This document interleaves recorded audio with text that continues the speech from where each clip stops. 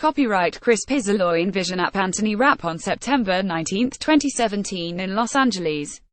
Anthony Rapp, the Star Trek Discovery actor who was first to accuse Kevin Spacey of sexual misconduct, is sharing some of the hostile messages HES received from people blaming him for the end of House of Cards. Rapp, who says Spacey made sexual moves on him in his New York apartment in 1986 when Rapp was a 14-year-old stage actor, has said little in public since he told his story to BuzzFeed in October, setting off a rash of allegations from more than a dozen men who accused Spacey of sexual misconduct. On November 3, a few days after Rapp's October 29 accusation, Spacey was fired by Netflix from House of Cards, the popular Washington-based drama on which he earned multiple Emmy nominations playing the malevolent U.S. president. Production of the sixth and final season of the show is now on hold, its plotline uncertain in the wake of Spacey's forced departure. On Thursday, Rapp began sharing some of the toxic messages HES received on Twitter and Instagram, mixed in with many messages of support.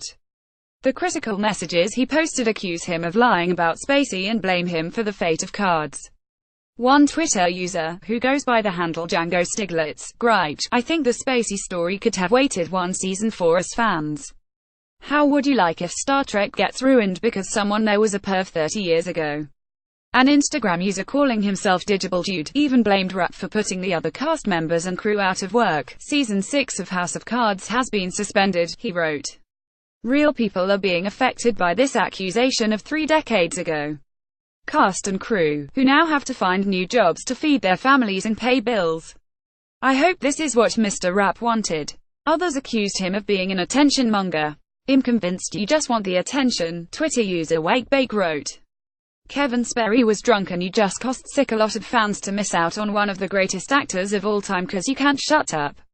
One message said Rapp had no evidence for accusing Spacey. At the time of Rapp's accusation, Spacey apologized but said he didn't remember their alleged encounter.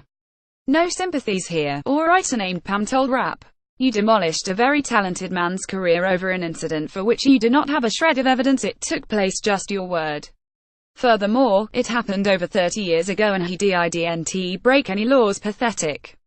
Rapp also informed her that he had since learned Spacey did indeed break a law in this case, namely sexual assault of a minor. Twitter user Mentor Strong accused Rapp of acting like a Lolito, telling him, "You wanted something or you'd have left. You were just scared and didn't understand homosexual feelings." Other Twitter and Instagram users questioned Rapp would accuse Spacey after more than 30 years had elapsed. Some asserted he was motivated by envy of Spacey's success and wealth.